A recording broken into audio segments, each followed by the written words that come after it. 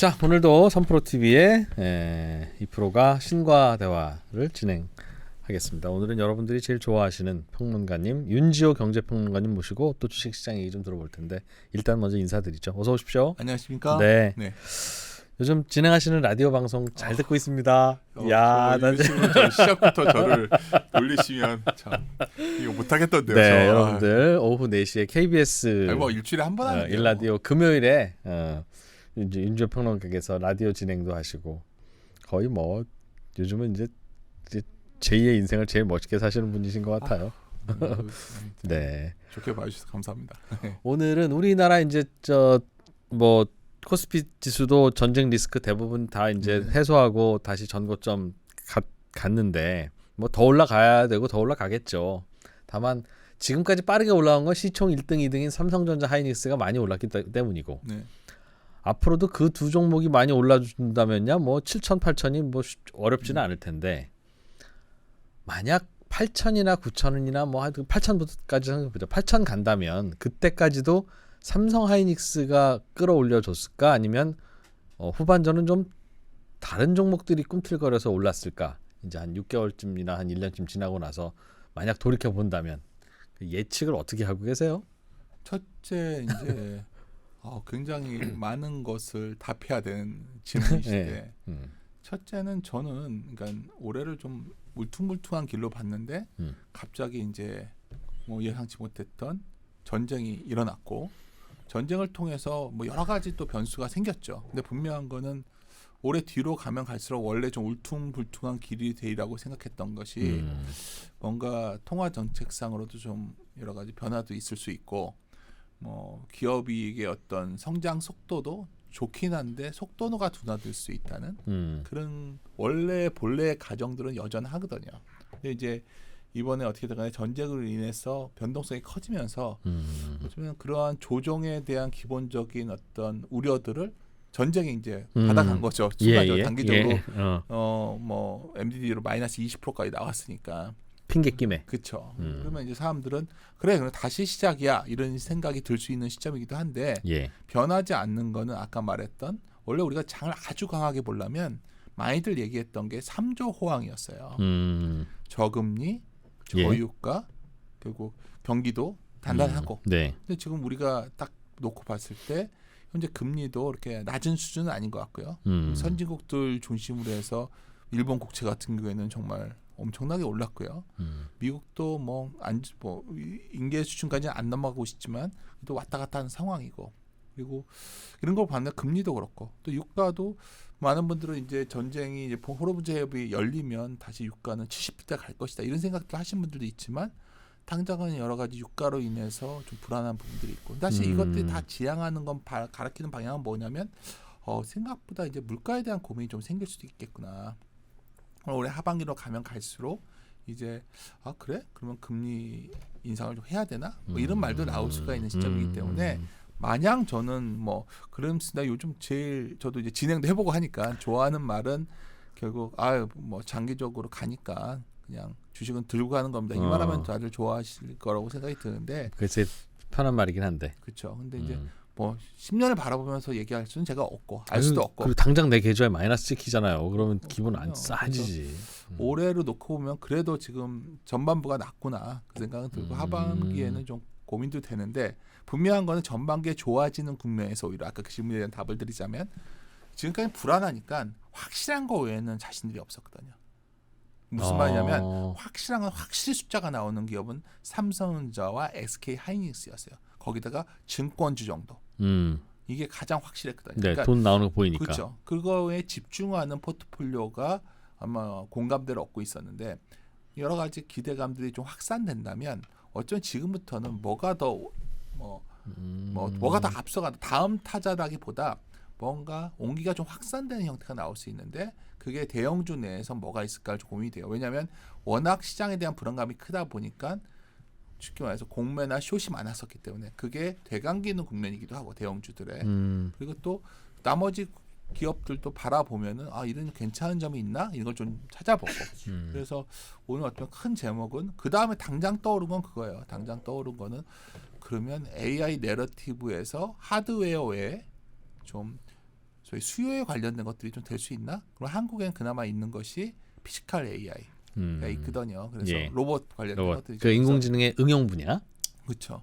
그런 분야가 지금부터 뭐 하방에 비해서 상방이 좀 더 열 수 있다면 좀 봐야 되지 않나가 기본적인 생각이고요. 그렇게 보시는군요. 네. 그러니까 하반기에도 리스크는 여전히 생각보다 많이 가시지는 않을 것이다. 예를 들면 인플레이션이나 뭐 고금리나 그런 것들이. 그렇죠. 지금 굉장히 강하게 돌아선 거는 펀더멘탈의 뭐 전쟁 봉합에 대한 기대도 있지만 예. 그림 하나 잠깐 보여드리면 예. 이게 놀라울 정도로 3월달에 리스크 관리를 심하게 했어요. 이게 투자자들이. 그렇죠. 단기적인 자금들이 몰리는 걸 보여드리는 건데 이게 이상하게 바닥 나올 때마다 다 돈을 현금화 시켜놓고 있거든요. 이게 단기 자금에. 이번에 뭐 주식에서 빼서 숏 본드 펀드라고 하면 그쵸. 단기 채권에다 넣군요. 굉장히 짧은 채권 넣어놓는 돈이 이번에 어마어마했거든요. 4월달에. 그러니까 이 말은 다른 말로 하면 일단 리스크 오프 자금이 3월에 굉장히 극한적으로 갔었고 사실 이거와 동시에 진행되는 게 대개는 또 레버리지 플레이어들은 숏 플레이들을 하기 때문에 막 굉장히 큰 공매도도 많이 났었겠죠. 있었을 것이다. 근데 그게 아마 미국 시장에서 대표적으로 미국 시장에 심하게 공매도가 나왔던 게 우리가 많이 알고 있는 소위 미국의 소프트웨어 업체들이었잖아요. 그러니까 그 업체들의 숏이 좀 걷어지면서 나스닥이 특히 강하게 올라선 것 같고. 요즘 최근에. 그렇죠. 그러니까 이게 일단 이건 뭘 말씀드리는 거냐면 일단 최근에 강하게 올라온 거는 전쟁 때문에 모든 올해 발생할 수 있었던 모든 우려를 땡겨서 일단 한번 반영했던 거죠. 근데 그게 이제 일단 전쟁이라는 게 하나 빠지니까 아 그래? 그럼 일단 그 우려 가셨으니까 한번 다시 그반등. 사볼까? 했지만 이제 또 다음에 고민해야 되는 거는 정말 그러면 기업이 굉장히 좋아지는 거야? 이 질문들을 하겠죠. 그랬을 때 이제 딱 떠오르는 건 아까 제가 아마도 올해 장을 가장 강하게 말했던 곳들은 다 공통적인 단어가 있었어요. 3조 호황과 비교해보고 뭐 이런 얘기가 많았었잖아요. 근데 이제 3조 호황이 뭐냐면 굉장히 코스트는 낮은데 수요는 강한 시장을 말했던 거예요.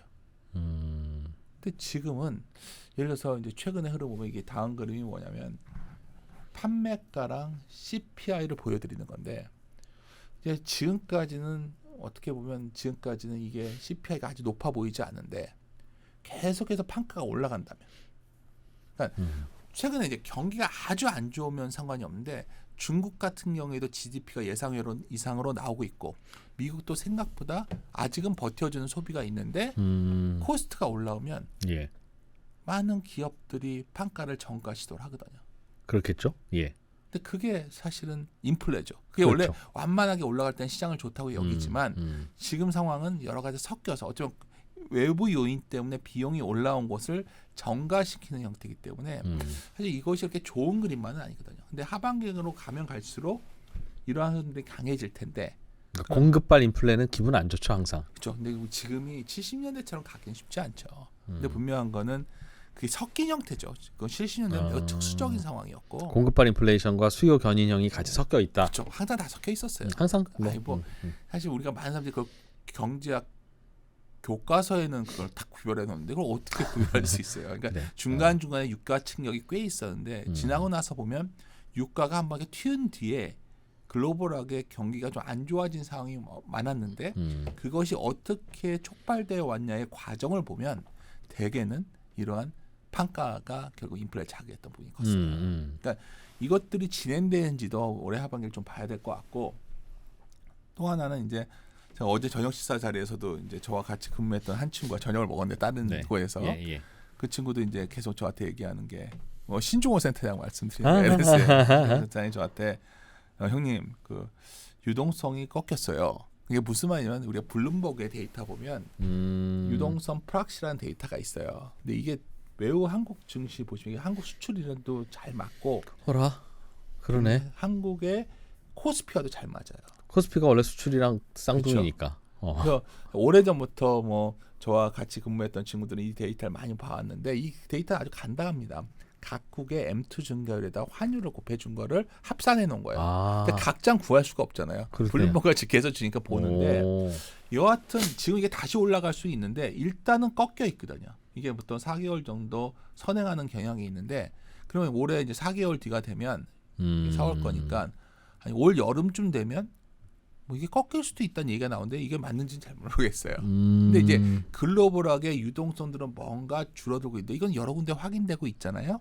예를 들어서 우리 대표적인 게 일본 같은 경우에도 뭐 대체 대표를 약간 축소하고 있고 뭐 모든 나라들이 이제 뭐 돈 푸는 거에 브레이크가 걸린다는 말이죠, 그렇죠. 지금. 약간씩 여러 걸리고 이유로. 있잖아요. 예. 근데 그런 부분들을 감안하면 예를 들어서 돈을 풀어서 그리고 돈을 갖다가 막 써버리는 경우도 많고 국방비 같은 것도 약간 소모적 있잖아요. 예. 그래서 이제 이런 것들도 보면 올 여름 이후에는 상당히 고민이 커지기 때문에 우리 사람들이 굉장히 마음들이 급해지는 느낌들이 전 있어요. 근데 그래서 지금 처음 질문에 이제 답변을 드리자면 지금은 어떻게 보면 원래 올해 굉장히 울퉁불퉁한 길이 가능성이 높았던 이유는 결국 미국의 하이퍼 스케일러들이 투자를 계속할 수 있을까에 대한 의문이 있었죠. 예. 그리고 뭔가 우리나라 같은 경우에도 이제 이렇게 계속해서 어쩌면 기업이익이 좀 확산된 형이 나올 수 있을까? 뭐 여러 가지 예. 우려들이 올해 좀 고민이 된다. 그래서 중간중간에 좀 조정이 있을 거다들 보고 있었는데 사실 그거의 전제가 돼도 굉장히 조정이 얕을 거라고 봤던 이유는 그래도 물가가 높지 않을 거니까 이런 전제가 있었단 말이에요. 금리 인하 가능성이 늘 있으니까. 그렇죠. 예. 사실 금리 인하 가능성이 매우 높았죠. 그때까지는. 근데 이제 상황은 뭐냐면 그런 줄 알았는데 갑자기 전쟁이 나면서 주가가 너무 빠지니까 그러한 우려들이 일거에 다 반영이 되면서 아까 3월에 전 세계 글로벌 자금들은 다 도망을 피신을 했었죠. 예. 근데 다시 보니까 봉합이 되네. 급하게 또 그것만 있으면 뭐지만 가수요의 매도가 있었죠. 그게 예. 쇼플레이어인데 예. 그건 대강기다 보니까 좀 굉장히 강하게 올라왔는데 이것을 마냥 그냥 뭐 지금 요즘 기자분들 가끔 전화 오거든요. 저 은퇴했는데도 질문이 아주 간단해요. 7천 이상에서는 뭐로 될까요? 뭐 이런 거 물어봐요. 그러니까 그렇지, 지금 이미 그렇지. 6천은 우리의 시선에 사라진 지 오래해요. 7천, 8천, 9천 만을 얘기하고 있는 상황인데 그러다 보면은 이제 많은 나오는 논리들이 과연 여기서 이제 무작정 그냥 주식은 들고 가면 된다 이 말이 맞는 건지 아니면 이쯤에서 포트폴리오를 정비해서 양쪽을 다 어쩌면 걸쳐놓는 포트폴리오를 가야 되는 건지 지금까지는 승자는 누구였냐 집중 투자 스타일이에요. 반도체, 그렇죠? 몰빵. 몰빵이죠. 근데 이제 지금은 반도체와 반도체 생태계였죠. 그래서 뭐 예를 들어 AI 내러티브의 약간 주변이었던 전력 인프라 전선주들마저 난리가 났었거든요. 예. 그렇다면 이제 고민하는 건 뭐냐면 그렇다면 이러한 AI 내러티브가 미래라면 이 내러티브의 끝단에 있는 수요들에 관한 기업들은 어떨까? 인공지능의 수요 기업? AI. 그게 대표적인 게 결국 내러티브에 연동되는 게 피지컬 AI 같은 것들이 있죠. 그걸 응용하는. 그렇죠. 그런 데를 봐야 될 시점이 온 건가? 예를 들어서 뭐 네이버, 카카오까지? 그건 약간 그거는 이제 이론의 여지가 있는데 그건 또 하나 이거죠. 뭐 언론에서 뭐 요새 네이버, 카카오는 얘기 나오면 거의 뭐 뭐죠? 그냥 막 거의 무시당하기 일쑤인데 신기한 게 뭔지 아세요? 감정적으로는 좀 저평가된 게 맞아. 시장에서 있을 때 가장 느끼는 게 그냥 망해가는 산업일 수도 있고 그게 그래도 어떤 대기업, 우리나라 대표하는 기업들이 예를 들어서 뭐 어떤 극단적인 논리에 의해서 미디어가 완전히 압도적으로 미워할 때 되게 돌았어요. 최근에 뭐가 있었냐면 그래. 유통주들 있잖아요. 백화점주들 내수 한국 안 된다고 할 때가 엊그제 같은데 내수 돌았었잖아. 이유는 뭐였죠? 결국 반도체가 이렇게 잘 되니까 그게 트리클 다운 될 거다. 근데 뭐 그것도 반도체만 우리나라에 있는 건 아니잖아요. 하지만 돌아섰고 실제 1월달 이번 상반기 매출을 봤더니 백화점이 좋아지네. 이것도 된 거였고. 그러니까 그런 식으로 본다면 아까 말했던 욕먹는데 한번 들여다보자. 그렇죠. 한번 들여다볼 때도 소외되고 욕먹는데 그렇죠. 충분히 그런 생각할 수 있을 것 같아요. 설득되고 있는데 그 전에 한 가지만 그럼 갸웃하고 느껴지는 것만 한번 짚어보면 상반기도 혹은 작년도 왜 반도체 몰빵이었냐는 질문에 대해서 확실하게 숫자 내는 게 그거밖에 없으니까 라는 거라면 하반기는 거시경제는 좀 더 편하기보다는 좀 불안함이 남아있을 거라는 전제하에서는 오히려 그런 분위기면 더 확실한 것만 찾는 분위기가 남아있을 것도 같은데 지금 여기저기 다른 반찬 먹고 다닐 땐가 싶은 생각도 좀 들기도 하는데 그런 생각으로는 어떨까요? 역시 굉장히 날카로운 말이시고 이게 사람이 당황하는 표정이 나오셨을 텐데 제가 뭐냐면 저도 동일한 말을 하고 다녔거든요. 끝까지 전자만 갖고 있다 부러져라. 근데 이제 거의 역사적 고점을 이제 넘어갈 수도 있는 상황이 왔기 때문에 주가가 그렇죠. 그랬을 때 만약 이걸로만 가는 게 맞느냐에 대한 고민을 이제 해보자는 거죠. 그 이유는 여러 가지가 있겠지만 맨 처음에 강조드렸지만 올해 특히 어떤 그 그로스 레이트에 대한 고민이 생기는데 그게 다른 게 아니라 우리는 하드웨어들이 좋아진 것들은 결국 계속해서 B2B 그러니까 소비자가 노트북을 많이 사서가 아니라 기업들이 반도체를 많이 사줄 거라는 전제가 그 힘이었어요. 근데 이제 이 다음 그림이 이제 어떻게 할지 모르겠지만 예. 반도체가 이제 하이퍼스케일러들의 이제 증가율이 있죠. 막대기가 이제 길이가 짧아지니까 증가율이 꺾이는 건데 작년 4분기서부터 요기관 올해 예. 1분기가 다시 강하게 투자가 늘었잖아요. 예. 요기관에 어떤 일이 있었는지를 한번 되살려 보시면 이때가 작년에 9월쯤에 저희 우리가 요새 난리가 났던 클로드가 나왔었고 예. 이때 이후에 어떻게든 간에 올 초에 되면서 요 기간 동안에 미국 증시는 굉장히 부진했고 예. 어느 나라가 강했냐? 한국이 강했습니다. 예. 한국이 올해 엄청 났잖아요. 맞아요. 저 시기에 많이 올랐죠. 그렇죠. 이 시기가 뭐냐면 전 세계적으로 하드웨어 투자가 엄청 강해지니까 데이터 센터 그러다 보니까 이제 한국의 반도체 기업이 좋았던 거죠. 근데 이게 이제 꺾여 내려올 거라는 걸 한번 생각해 보자는 거죠. 좋아는 지는데 성장률은 이렇게 내려옵니다. 지금. 성장률이 워낙 그렇죠. 기저 효과가 있으니까. 그렇죠. 근데 우리 사람들이 그래도 좋아지는 거 아니야. 그래서 그로스란 영어로 치면 그로스와 그로스 레이트의 차이에 대해서 주식시장은 굉장히 민감하게 이걸 반응하거든요. 그래서 분명한 거는 올해 봤을 때 올해 1분기가 굉장히 강했고 2분기 속히 내려오는 구간인데 여기서 과연 어떤 분들은 이런 말을 하죠. 이런 식의 완만한 하락세 아닐까? 아니죠. 이번에는 강하게 내려옵니다. 기저 때문에. 그 증가율 자체는. 그렇죠. 그럼 여기서 이제 또 하나 우리 고민해야 되는 거 이거죠. 최근에 이걸 이제는 많은 우리 투자자분들이 공부를 많이 하셔가지고 이 정도 말을 해도 이제 다들 공감하시니까 네. 드리자면 우리가 이제 그레이엄 시대를 떠나서 1940년대였죠.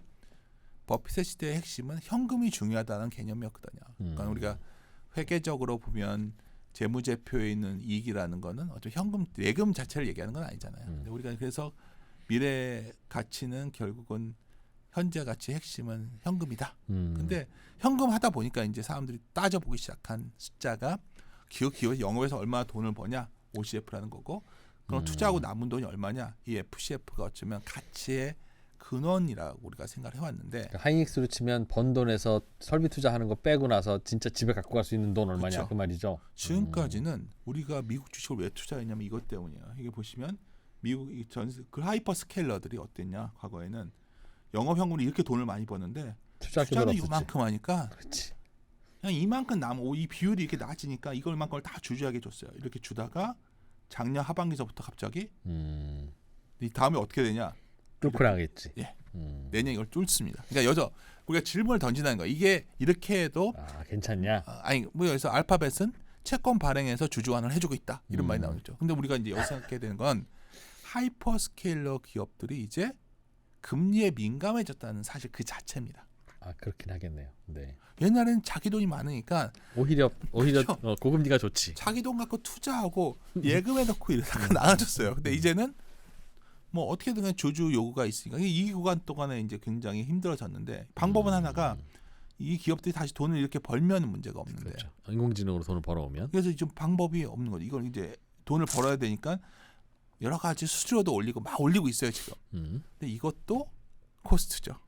근데 어찌 됐던 거야? 아니면 비용을 줄이기 위해서 대규모 해직을 하고 있고 뭐 이런 형태로 이 돈을 만들려고 매우 노력을 하고 있는데 중요한 건 이게 이렇게 좁혀져 있다는 사실.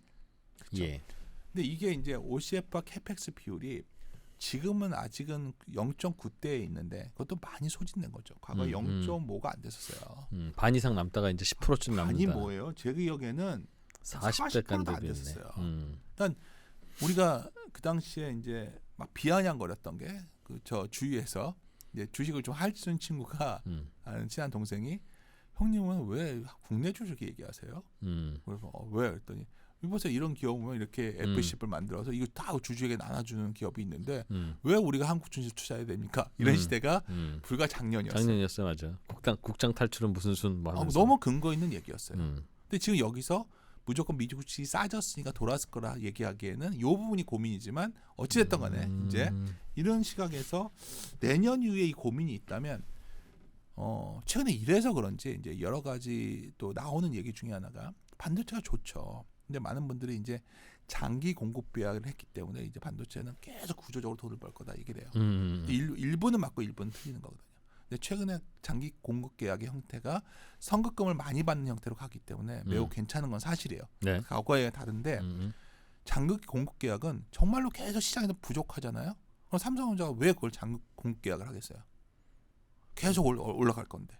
단기로 그냥 팔고 다음 달에 또 되죠. 되지, 그렇지. 그거 하는 이유는 내가 너희들의 수요를 어느 정도 확보히 해주면 내가 단가를 많이 안 올리고 너희한테 줄게 이거 하는 거예요. 그렇지, 그 말이지 결국은 장기 공급 계약이라는 게 LTA라는 게 그런 거예요. 많은 분들이 이걸 저번에 어떤 유튜브를 얻어봤더니 어떤 분이 막 흥분하셔가지고 이제부터는 반도체는 이제 장기로 이렇게 비싸게 파니까 막 이렇게 말하는데 속을 듣고 있다가 저건 아니다라는 생각을 전 갖고 있고 여하튼 같은 가격에 계속 나간다는 거니까 매출이 많이 늘지는 못하겠죠. 여기서 이제 나오는 시나리오는 그래 이제 왜냐면 이걸 사갈 기업들이 돈이 없어지고 있다는 걸 삼성전자도 알고 있지 않을까요? 그럼 이제 방법은 뭐냐면 그 대신 너희들이 수요를 몇 년간 확보해줘.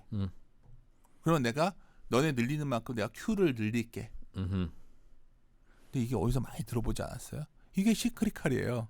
그러니까 시크리칼이 뭐냐면 마냥 시장에만 맡기지 않고 어느 순간인가 좀 더 물력 Q가 늘면서 피가 꺾인다는 거죠. 근데 이게 과거와는 다르죠. 과거에는 막 무분별한 Q의 확대로 시크리칼이 급하게 진행됐다면 피가 떨어졌는데 이번엔 굉장히 어쩌면 우리 한국 기업들이 강해졌기 때문에 아마 시크리칼은 시크리칼인데 상당히 견고하게 갈 확률이 높다는 거죠. 거기다가 만약 삼성전자가 올 하반기 이후에 파운드리 쪽에서 뭔가 변화를 가져온다면 뭐 그때는 우리가 가치 평가를 할 때 그래 다시 할 수 있겠죠. 이 부분은 TSMC처럼 그래 이건 시크릿칼 아니야 이렇게 평가해 줄 수 있겠지만 사실 시장에서 일부에서 요즘 너무 강해지다 보니까 반도체는 시크릿칼이 아니야 뭐 이런 말 하시는 분들도 있어요.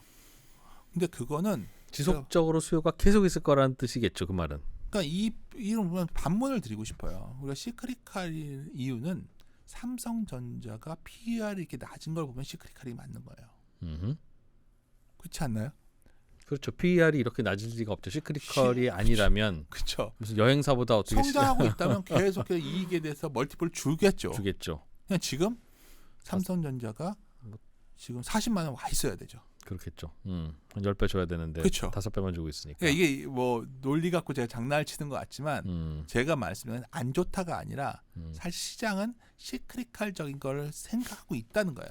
그러니까 이익이 뭐 늘지 않고 심지어 줄어드는 것도 가정하고 있다는. 그렇죠. 근데 그게 막 비자발적인 게 아니라 자발적으로 감수를 하고 있는 거고요. 얼마 전에 저와 같이 여러 가지 만든 친구가 아마존 주주서원을 번역해 줬는데 너무 재밌어가지고 제가 여기 또 가져왔어요. 아마존 주주서원이에요? 예, 주주서원의 내용을 이제 요약한 건데 이제 걱정은 이런 거잖아요. 이런 기업들이 계속 투자해 줄 수 있을까? 그럼 많은 분들이 멈추지 않을 거야 얘기를 해요. 근데 내용을 보면 구구절절 이런 내용이에요. 뭐 어떤 거냐면 이제 우리는 캐펙스 투자를 그냥 막연하게 하는 게 아니다. 나중에 돈 벌 수 있습니다. 막 이렇게 강조하고 근데 다 수익할 수 있어요. 근데 중요한 건 빨간색 제가 처리한 부분이에요. 아까 말했던 FCF 설명을 그래서 드렸던 건데 주주상황 같은 거 보시려면 다 FCF 얘기를 하니까. 프리캐시플로우. 그렇죠. 프리캐시플로우를 얻기 위해서 저희는 장기적으로 이걸 얻기 위해서 지금은 투자를 캐펙스를 엄청 하기 때문에 돈이 안 남을 수 있어요. 장기적으로는 FCF 역풍을 감수하겠다는 말을 했잖아요. 그러니까 이게 정확히 말하면 돈은 없다는 거야. 그렇지. 그 얘기죠. 우리 올해는 번 돈보다 더 많이 쓸지도 몰라요. 근데 이렇게 왜 하냐 했더니 미래 성장 가능성은 일생에 한 번으로 기회라고 다들 이 투자를 하고 있는 거예요. 근데 여기서 이제 한번 우리 고민해 보자는 거죠. 이제 다들 무리해서 투자하고 있는데 여기서 물러날 수가 없는 거죠. 다들 그렇죠? 좋게 본다면 그래서 우리는 그냥 계속 많이 했던 게 금광 옆에 청바지 회사 아니냐. 이 논리로 가죠. 그 논리가 떡이나 팔면 된다.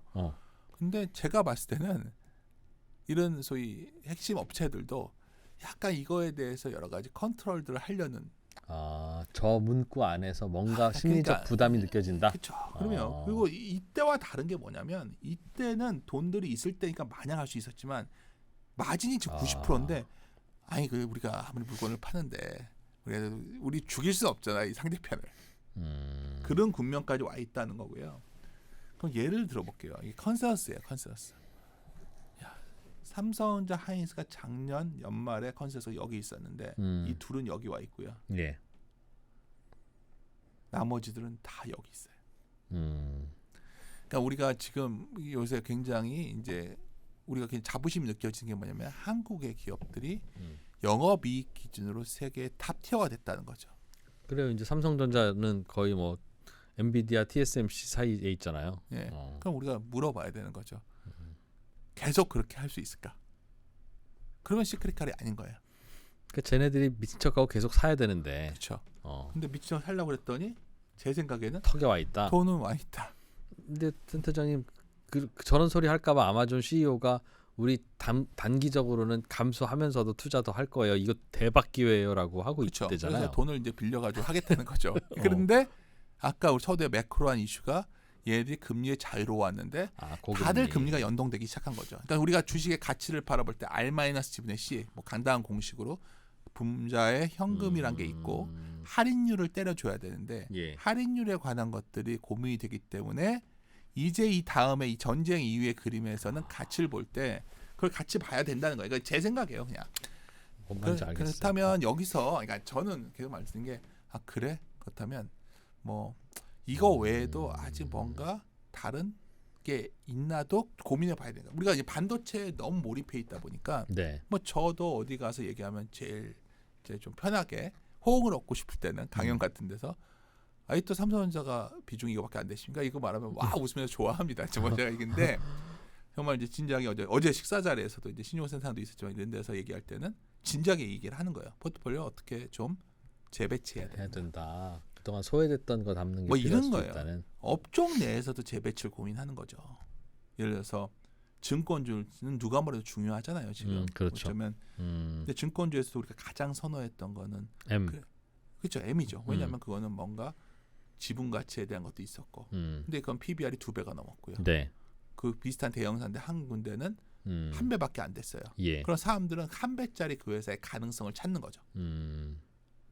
제가 드리고 싶은 말씀은 그러한 업종 내에서도 뭔가 좀 더 정밀하게 포트를 잡아야 되는 거가 되고 또 하나는 이것도 있죠. 예를 들어서 하여튼 작년 하반기 이후에 저런 기업들이 돈을 너무 많이 써가지고 소위 그런 반도체 업체들 미국에서도 반도체는 이렇게 올라갔는데 소프트웨어 업체는 이렇게 빠졌죠. 왜냐하면 여기 클로드 나오니까 다 망할 거다 소프트웨어들. 그래서 나스닥은 가만히 있는 것처럼 보였지만 서로 따로 갔고 여기와 같이 간 게 한국이에요. 근데 이게 올라오고 이게 줄여질 수도 있을 거 아니에요. 이게 꺾인다면. 그러니까 성장률이 아까 꺾인다면. 성장률이 꺾인다면. 그러니까 아까 이 그림에서 이게 요 올라올 때 이 상황이 나온 걸 하면 이게 꺾여 내려왔을 때 뭐 대감기도 좀 있지 않을까. 있을 것이다. 그렇게 본다면 이거는 뭐 예인데 최악의 기업이 네이버 이런 기업마저도 혹시 돌아서는 그림이 나오면 어떨까? 이런 걸 제가 이제 좀 말씀을 드리는데 공감대는 없을 거예요. 왜냐하면 사실 이게 이런 논리는 지금 생각하기에는 좀 너무 좀 아닙니다. 근데 반도체도 꺾일 거야라고 하는 거에 대해서는 반은 그럴 것 같고 아니야 반은 아닐 것 같고 그런 느낌은 드는데 다만 오로지 투자자들의 현재 심리, 미국 투자자도 마찬가지고 한국 투자자도 마찬가지고 기관도 마찬가지고 그러니까 저는 요즘 그게 궁금한 거예요, 센터장님. 삼성전자가 앞으로 더 갈 수 있냐라고 물으면 야 실적 나오는 거 봐. 이 실적을 반영이나 한 거야 이게? 라는 생각이 드니까 실적만 보면 더 갈 것 같은데 주식은 더 가려면 누가 사야 되잖아요. 그럼 삼성전자를 앞으로 누가 더 살까? 지금 안 갖고 있는 사람들 중에. 근데 주주 분포나 투자자 분포를 보면 살 사람들은 다 산 것 같아요. 외국인들이 더 살 수도 있죠. 뭐. 외국인들 안 팔면 다행이지 그렇게 열심히 팔던 친구들 참 왜 안 채워요? 그 뭐 저도 뭐 제가 외국인이 아니어서 팔 때 이유가 있었으면 자식들 좀 아무튼 그래서 그 숫자 두 가지가 야 이렇게 보면 이렇게 다들 좀 비슷하게 생각하겠죠. 네 그럼에도 불구하고 정말 우리 두 회사가 만드는 현금을 창출 능력은 어마어마한데 이제 고민은 그러다 보니까 이제 거기서 나라도 부강해지고 세금을 많이 거둘 수 있으니까 법인세 구할 수 있으니까 월급도 올라가니까 소비도 좋아지고 이제 그런 논리까지 다 반영돼 갖고 있는 중이라는 거죠. 근데 결론적으로 말씀드리면 우리가 지향해야 되는 건 이거의 핵심은 B2C가 아니라 B2B였다는 거죠. 그동안 그러니까 우리가 너무나 B2B의 상대방이 명확하게 보이는 점 하나는 캐시가 보완되고 있다는 거예요. 클라이언트의 캐시. 그렇죠. 그게 언젠지 모르겠지만 우리가 방법은 이 시장을 계속 유지시키려면 알아서 좀 가격을 이 정도에서 멈춰주던지. 그런 멈추면 뭐죠? 성장률이 떨어진다는 얘기예요. 그 말이죠. 주가는. 아니면 2단가 정도로 해서 내가 큐를 많이 팔고자 할 거 아니에요. 그러니까 예를 들어서 식당에서 어느 염가 세일. 그렇죠. 근데 예를 들어서 우리 맨날 여의도에 욕하는 집 하나 있잖아요. 예. 콩국수집. 항상 오르니까. 근데 이게 만약에 2만 원을 올렸으면 안 사 먹죠. 콩국수. 아, 정말 인간적으로 그렇지. 너무한 거 아니야? 그렇지. 원가가 얼마인데 콩이 안 먹지만 아주 그 묘한 경계선만 올렸어요 매년. 그렇지.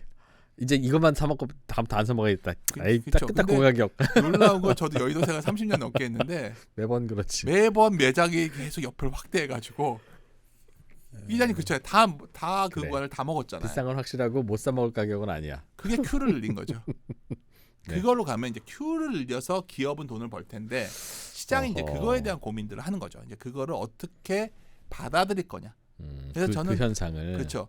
저는 여전히 한국의 반도체 산업이 큰 변화를 가져왔다 보고 있는데 그렇다고 해서 무조건 이거를 이제 이게 영원히 될 거라고 하는 거는 동의할 수 없고 다만 이것이 이번에 어떤 식으로 구조화시키냐에 대한 고민을 저보다 훨씬 똑똑한 삼성전자 하이닉스 계신 분들이 하고 있을 것 같고 그게 최근 장기 계약 형태로 뭔가 반영되고 있을 것이다. 저는 그렇게 생각을 하고 있어요. 그렇다면 우리는 이제 AI 내러티브라는 이 유니버스 세계에서 무엇을 봐야 될 거냐고 가는데 이게 좀 진행이 됐어요 최근에. 제가 사실 이런 말을 한 지가 좀 됐는데 그때 제일 먼저 나왔던 게 이제 여기 보시면은 이런 기업들이 있잖아요. 그러면 여기서 이제 하이닉스도 있지만 갑자기 테스라 같은 리노, IS 이 세 개 다 공통점이 뭐냐면 다 뭔가 앞으로 그나마 앞으로 메모리가 아닌 분야에서 성장했을 때 좋아지는 것들이에요. 테스라도 그래요? 파운드리 쪽에 관련된 것이고 그래서 여기다 오사스를 넣어놨던 거고 ISC나 이런 것들도 그다음에 전기라는 회사도 확실하게 이거는 MLCC랑 플러스 기판이라는 걸 갖고서 커지고 있기 때문에 이런 것들은 따로 가고 있는 거예요 지금. 그러니까 반도체 내에서도 이 둘이 대장이지만 이런 변화가 있고 그렇다고 해서 소부장이 다 되는 것도 아니고 소부장도 그러네. 과거처럼 그냥 이거저거 되는 게 아니라는 거죠. 또 하나는 이쪽 생태계에서 항상 이러한 소위 뭐 변압기들이 있는데 변압기에서 제일 안 좋았던 게 산일전기 같은 회사였어요. 이유는 뭐냐면 이대 주주가 불나고 돌렸으니까.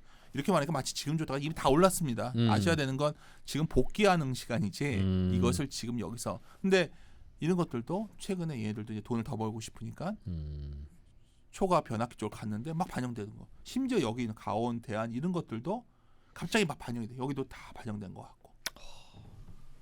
심지어 ESS에서 그나마 볼 게 삼성 SDI 대형주 중에 하나 있었는데 이것도 다들 얘기하고 막 이렇게 얘기했더니 하나 남은 게 여기 있어요. 로봇 해가지고. 로봇. 그러니까 제 말은 뭐냐면 이 AI 생태계에서 어쩌면 가장 아직까지 뭔가 대형주이면서 우리가 대중화돼 있으면서 소위 다모다란이 말했던 그러니까 다모다란의 내러티브의 넘버스라는 책을 가끔 제가 말씀을 드리잖아요. 그 책이 뭐 제가 얼마나 알겠습니까? 근데 한두 번 읽었는데 핵심 내용은 스토리만 갖고 하면 동화가 되는 거고 그건 투자에서는 동화 얘기하지 말고 내러티브만 하지 말고 넘버스 갖고 와라. 그렇죠. 넘버 숫자와 연동된 스토리는 가치가 있다는 거예요. 그러면 우리 여기서 질문하는 거죠. 현대기아차 그룹이 도요타의 숫자와 테슬라의 스토리가 어디 중간에 어느 영역이라면 어디에 가지도 않고 어디 사이에 있는데 이것이 테슬라 쪽에 가까워질 가능성이 있다면 이쪽도 이 생태계에서 그나마 남은 영역이 아닐까. 그걸 좀 말씀을 드리고 있는데 그래서 신기한 게 제가 이제 우리 이제 좀 가끔 나이 얘기하지 말라고 하는데 나이 들면서 느끼는 게 옛날에 배웠던 책들이 세상이 바뀐 순간이 있었다는 걸 좀 알게 되거든요. 그러니까 집에 이상하게 저 같은 사람도 책을 잘 안 버리거든요. 그래서 옛날에 막 줄쳐놨던 거 있잖아요. 읽다가 혼자 웃었던 게 있어요.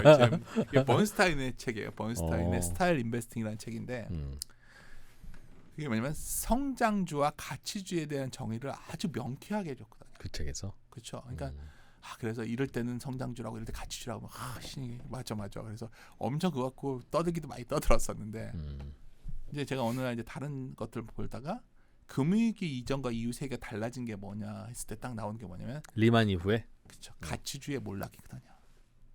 그 전에는 그럼요.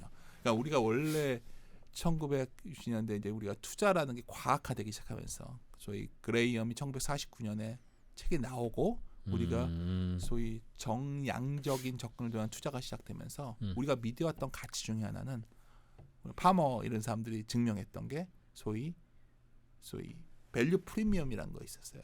PBR이 싼 주식을 사면 결국은 이긴다. PBR 높은 것보다.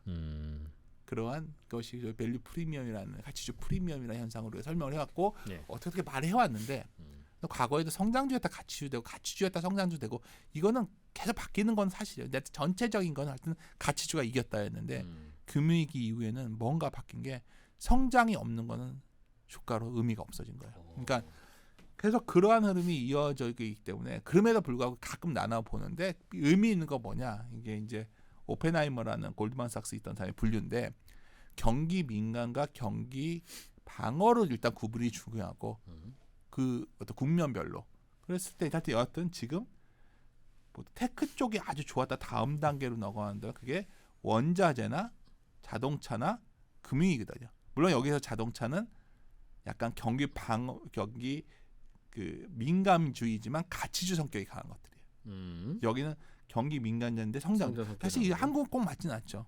삼성전자 가치주처럼 싸져 있으니까. 여하튼 하지만 전체적인 이게 섹터의 로테이션 차원에서 본다면 요 섹터들에 대한 관심이 좀 굉장히 높아지고 있다고 저는 생각을 하고 있어요. 저 순환은 그분의 그쵸. 설명이에요? 오펜하이머의 설명인데 뭐 이게 반드시 도식적으로 적용은 안 되겠지만 어떤 그러한 소위 라임 측면에서 운율이 있다고 친다면 요쪽을 좀 봐야겠다. 그래서 원자재 쪽에 관련 최근에 보면은 어찌 됐던 간에 소위 이란 전쟁 이후의 세계는 자원에 대한 고민이 커지기 때문에 요지에 관련된 것들이 뭘까? 여기에 이제 아까 SDI 같은 것도 나왔지만 2차 전지 중에서도 뭐가 나올 수 있을 거, 신재생도 나올 수 있을 것 같고 뭐 이런 것들이 요새 해당이 되는 거, 자원 개발도 있고. 요거는 이제 사실은 그냥 가치주 개념이었는데 한국 같은 경우에는 이게 또 성장이 가미돼야 좋은데 한국은 다행히 그런 글로벌 기업이 하나 있고 금융은 이제 좋다고 보니까 전 증권에서 좀 더 증권에서 성장주였던 성장주라는 건 PBR이 비싸다는 거거든요.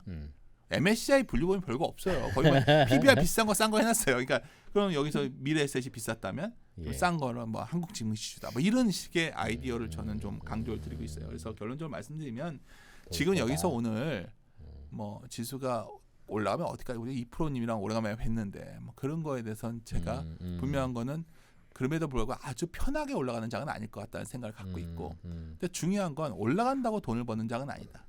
그렇다면 지금 중요한 건 나의 포트폴리오가 어떤 식으로 되어 있었냐고 물어봤을 때 결국 핵심 주식들은 기본적으로 어느 정도 수량이 있겠지만 과거처럼 그걸 올인하는 상황은 아닌 것 같다. 그것만 오르는 건 아닐 것이다. 그쵸? 그래서 그거를 좀 분산했을 때는 이러한 대안들에 대한 뭐 결론적으로 말씀이면 뭐 아까 말씀한 뭐 자동차를 AI로 좀 본다는거나 이해가 됩니다. 뭐 그런 것들로의 재편도 지금 고민해야 될 시점이 아닌가가 오늘 제가 드리고 싶은 말씀이었어요. 그래 사실은 실적으로만 봐도 저평가되어 있는 업종들 한동안 우리가 신경 안 썼던 업종들이 꽤 있죠. 사실은 꽤 있죠. 뭐 1년 전으로 돌아가면 뭐 화장품 이런 것도 있었고 화장품도요. 우리가 요즘 최근에 놀란 게 우리가 화장품도 뭐 용기 얘기부터 하면서 계속 부진했었는데 수출 실적이 딱 나온 거 보고서 저희 우리 사장준 주에서 가장 선도하는 게 APR 뭐 그런 것들이잖아요. 그런 것들 안 꺾이더라고요. 거기는. 그럼요. 안 꺾여요. 그러니까 지금 우리가 반도체에 가려서 그렇지. 반도체만 보고 있어요. 제가 가장 놀라운 업종은 뭐 신세계, 롯데쇼핑 이런 회사들이에요.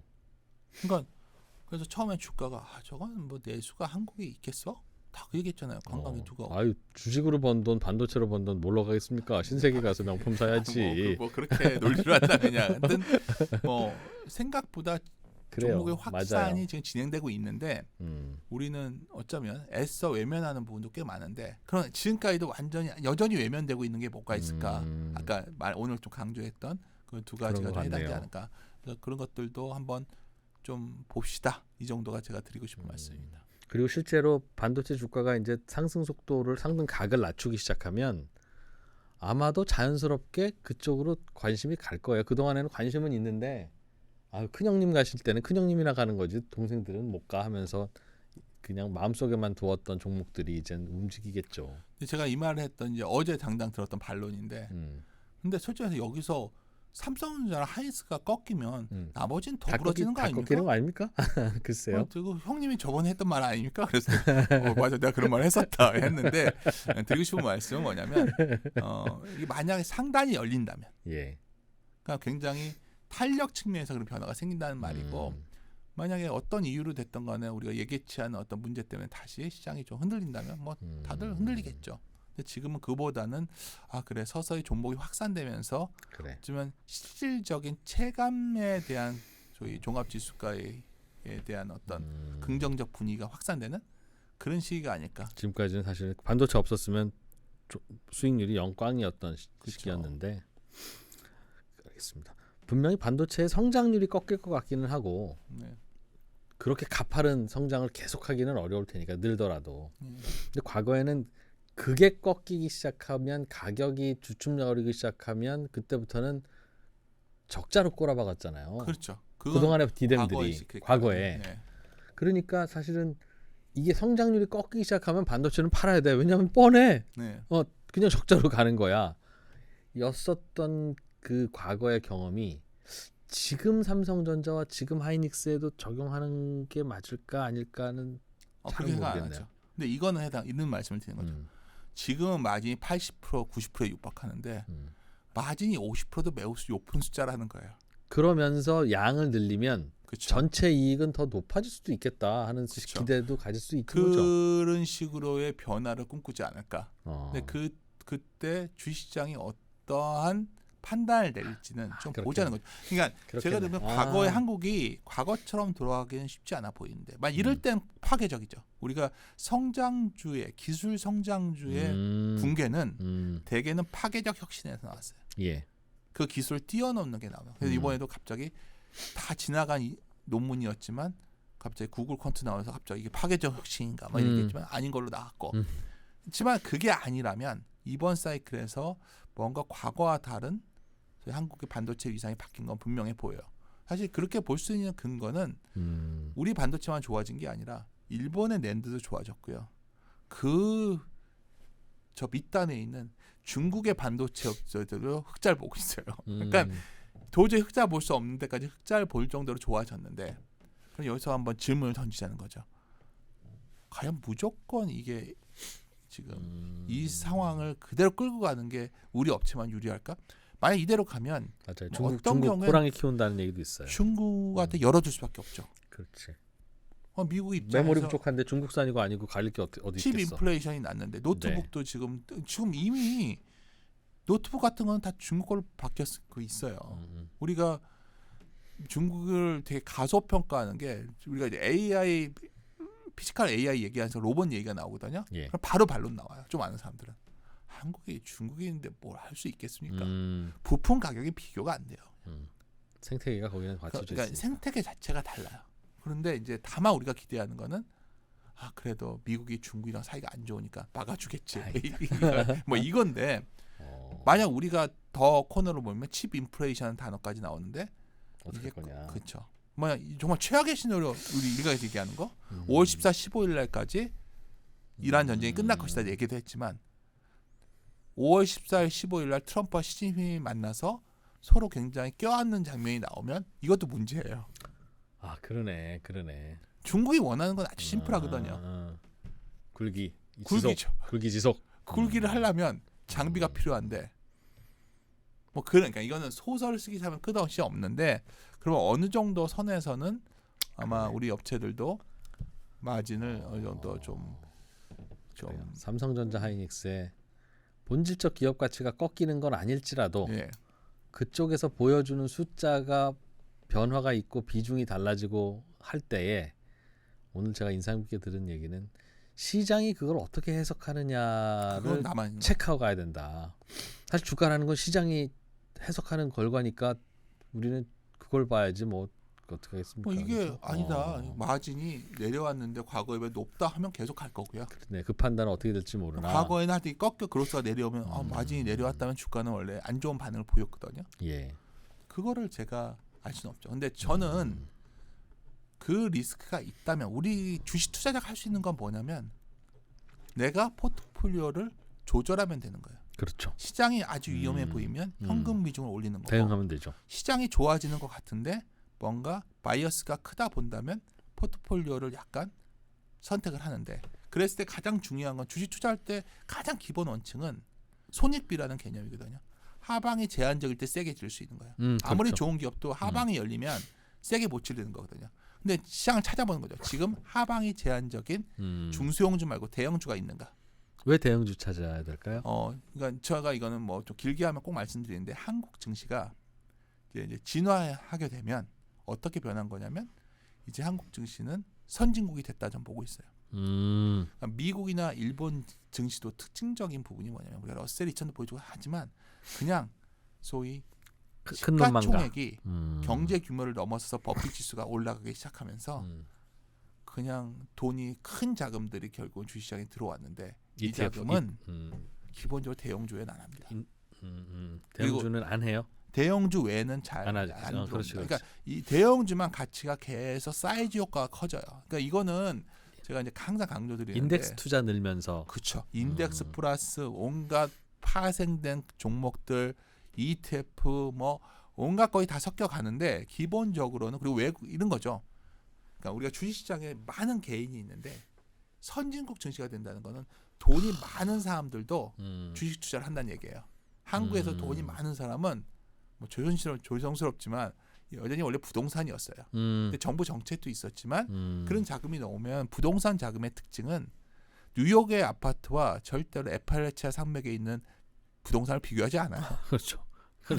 아니 그러니까 뭐 이거는 뭐 상식적인 말씀 드린 거예요. 그렇긴 그래. 비싼 건 원래 비싸다는 믿음을 가진 자금이 부동산 자금이에요.